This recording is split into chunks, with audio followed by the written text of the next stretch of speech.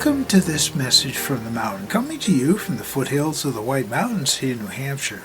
Today's podcast is titled, When Does the Future Begin? That's a thought that I ponder, I think about. In my mind, the future is concepts, ideas, intentions, all these different things. And I've found over the years that when I tell people what my idea or the concept of the future is, even at the center of the mountain, people have trouble getting to that point of when it actually becomes a reality. Well, so do I, because I'm non-visual. It's only a feeling that I have.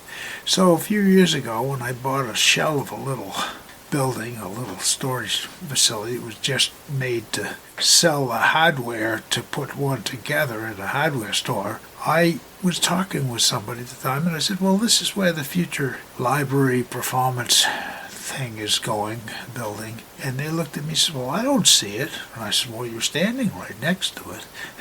And it may or may not happen. The future at that time and the potential of different things, it's going to happen, but it may be differently than I thought. And I think that's what it is. If we set our intentions, the future is already happening. And so it is that when you hear this podcast, the future is over. You might hear it when it airs on that day, or you might hear it a year later because it's on file, but your future may have been tied to what you listened to from the past. It's what you discover that inspires you. So it's all a question of how it all happens. So, when does the future begin?